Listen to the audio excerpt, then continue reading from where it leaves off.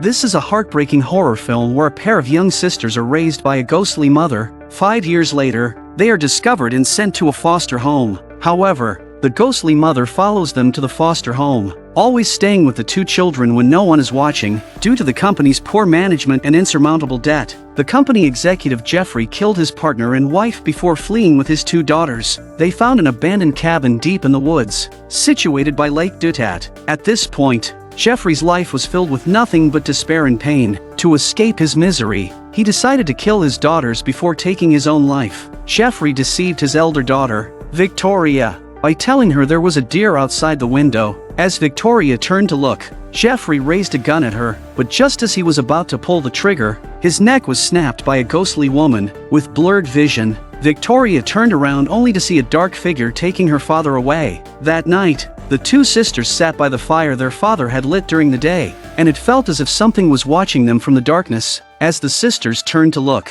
a cherry rolled to their feet. In the dim light, the outline of a ghostly woman gradually became visible. The deceased Jeffrey had a brother named Lucas. He spent all his money hiring two retired elderly people to search for Jeffrey. 5 years later, the elderly pair found that cabin in the woods. Inside the cabin, they saw a pile of cherry pits, and suddenly, a strange creature crawled toward them. Upon closer inspection, they realized it was two girls. The elderly couple immediately recognized them as Jeffrey's missing daughters. The two children were taken to the hospital, and Lucas was notified. Having been disconnected from society for so long, the girls had almost lost their ability to speak and always crawled on the ground. The girls were hostile toward everyone. When Lucas carefully approached to comfort them, they reacted violently. Lucas handed a pair of glasses to the elder daughter, Victoria. Nearsighted Victoria put on the glasses and mistook Lucas for her father. For a while, the two children stayed in the hospital, under the care of child psychologist Dr. Gerald, until Lucas found a big house and adopted his two nieces. Gerald wanted to understand how the children survived for 5 years without anyone's care. During his research, he found that the children kept mentioning a motherly figure who took care of them. Victoria said the mother showed her a scene in her dream. A long time ago, a woman escaped from a mental institution and jumped into the water with her son. How could you know that story, Victoria? Did Mama tell you that story? In a dream. Following this clue, Gerald went to the public archives to search for information. The archivist, based on his description, found a woman with a similar experience. 100 years ago, in a mental institution called Trude, a patient named Edith indeed jumped into Lake Dutat with her child. One day, when Lucas was not home, only his girlfriend Annabelle was there to take care of the two children. Lily was in the room playing tug-of-war with someone, but when the other side let go, Lily fell and laughed with joy. Annabelle, who was about to do laundry, heard this and was about to check on the children's room, but Victoria stopped her. Victoria said the dog was barking outside and asked her to go see what was happening. After sending Annabelle away, Victoria took off her glasses and returned to the room. As the door closed, she saw Lily floating in the air. Later that night, Annabelle looked up and saw the reflection of a shadow in the mirror, but when she turned to look at the door, there was no one there. Lucas guessed that the two children were still awake, so he went to check their bedroom. Just as he reached the door, the slightly ajar door suddenly slammed shut. He pushed the door open and saw that the two children were already fast asleep. Lucas grabbed a hammer for protection and decided to check downstairs to see if someone had broken in. As soon as he reached the top of the stairs, he noticed a moth in the house. When he looked at the moth, his gaze drifted to the wall behind it. At some point, a dark hole had appeared on the wall, and it was expanding. Lucas stared intently at the hole, and suddenly, two hands reached out from it and pushed him down. Lucas lost consciousness and was taken to the hospital. Because she had to take care of the children, Annabelle couldn't stay by his side. Annabelle tried to care for her two nieces like a mother, and after soothing them to sleep, she returned to her own room, but just as she lay down, she heard the children singing through the vent. As she listened closely, she faintly heard a third voice. Annabelle went to the children's room, and the moment she opened the door, the children's laughter abruptly stopped. Annabelle told them it was already late at night, but Lily's gaze drifted toward the closet. Seeing this, Annabelle was about to open the closet to see what was inside, but Victoria stopped her. Don't go in the closet. Why not? What's in the closet? Nothing.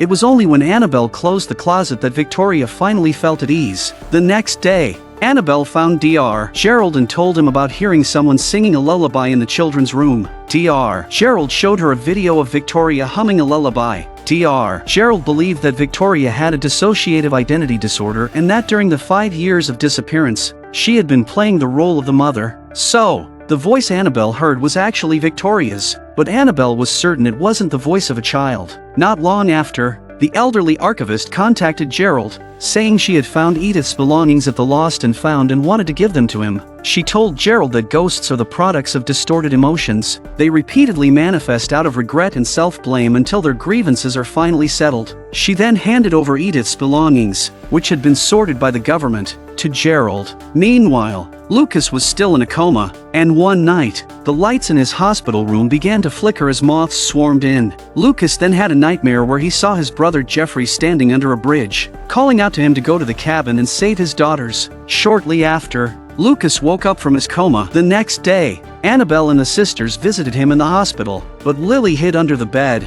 eating the moths that had fallen on the floor. It seemed that during their 5 years of disappearance, the sisters had survived by eating moths and cherries. That day, Victoria hid alone in her room, trying to open a can of cherries, but no matter how hard she tried, she couldn't open it with her strength. When Annabelle saw this, she tried to help, but Victoria stopped her. You can't do that. Why?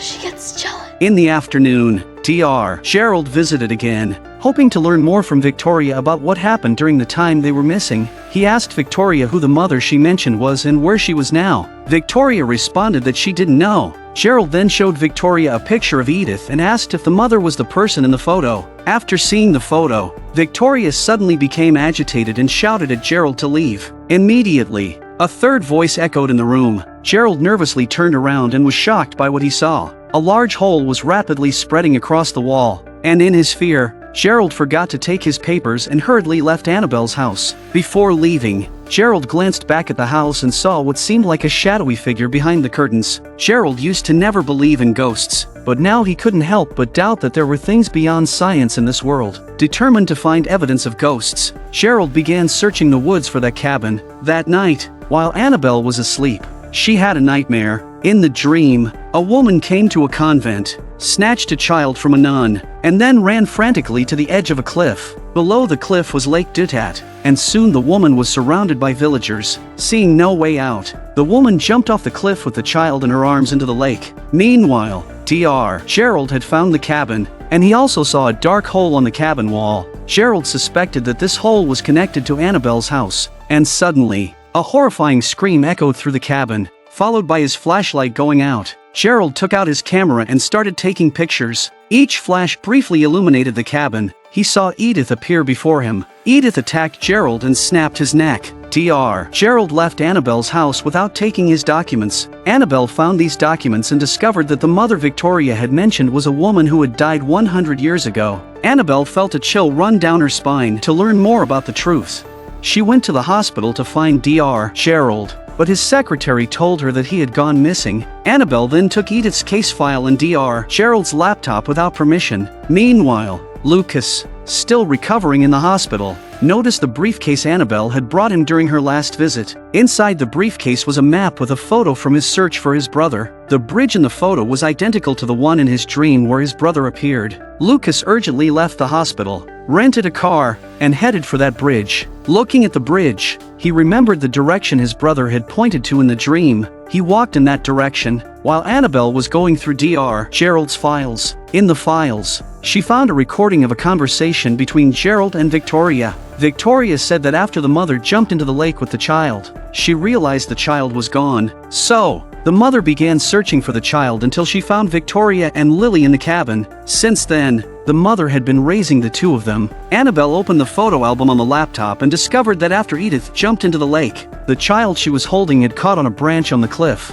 The child's remains had been recovered by the government and stored in the Lost and Found, and later given to Dr. Gerald by the archivist. As Annabelle was intently reviewing the documents, Edith had already appeared in the house. She opened her arms, waiting for Lily to come to her, but Victoria stopped her. The older Victoria now knew that Edith was a ghost. She wanted to take her sister away from Edith, but Edith, seeing that Lily was hesitant to come to her, lunged at the two children, terrified. They ran back upstairs to hide in their room. Annabelle heard the sisters' screams and rushed upstairs to comfort them. But just then, Edith floated down from the ceiling. Edith pinned Annabelle down, and Annabelle's eyes gradually became hollow as her life force began to drain away. Seeing this, Victoria shouted for Edith to stop. Victoria had made a promise with Edith. As long as she didn't hurt Annabelle and Lucas, the sisters would return to the cabin with her. This made Edith release Annabelle. Not long after, Annabelle woke up from her unconsciousness, but by then, the two children had already been taken by Edith. Annabelle found the remains of Edith's child in Dr. Gerald's case file. She took the remains and headed toward the cabin, and along the way, she happened to run into her boyfriend, Lucas. The two of them went to the cabin together, and on the way, Annabelle told Lucas everything about Edith. But when they arrived at the cabin, they couldn't find the children. Annabelle stood by Lake Dutat, behind the cabin, and looked up at the cliff on the other side of the lake. Suddenly, something occurred to her, and she ran toward the cliff. At that moment, the two children were sitting at the edge of the cliff. Edith, wanting to possess the two children, tried to lure them into jumping into the lake, just as Lily was about to step off the cliff. Lucas arrived in time to stop her. Annabelle also took out the remains of Edith's child. Edith held her child, unwrapped the cloth, and saw that the child had turned into bones. Heartbroken, Edith fell to her knees, her once terrifying face returning to a normal appearance. Annabelle and Lucas wanted to take this chance to leave with the children, but Lily suddenly shouted "Mama" to Edith. Seeing that the children were about to be taken from her again, Edith became furious once more. She transformed into a mass of black hair and floated in front of Lucas. She plunged her hand into his chest, causing Lucas to lose consciousness. Then, she grabbed Annabelle and knocked her out. Edith took the two children and walked toward the cliff. But Annabelle, injured, managed to get up and tried to stop them. Edith pinned Annabelle to the ground, telling her to stay down and not get up again. Just as Edith was about to jump off the cliff with the children, Annabelle woke up again and grabbed Victoria's nightgown. Edith understood Victoria's wishes. She decided to let Victoria stay behind, while Lily still chose to leave with Edith. Edith jumped from the cliff with Lily in her arms, transforming into butterflies as they fell. Annabelle held the sobbing Victoria, comforting her. At that moment, a butterfly flew over and landed on her hand. Lucas, now awake from his unconscious state, joined them, and the three of them embraced. From that day on, nothing stood in the way of them becoming a family, and the butterfly slowly drifted away into the distance.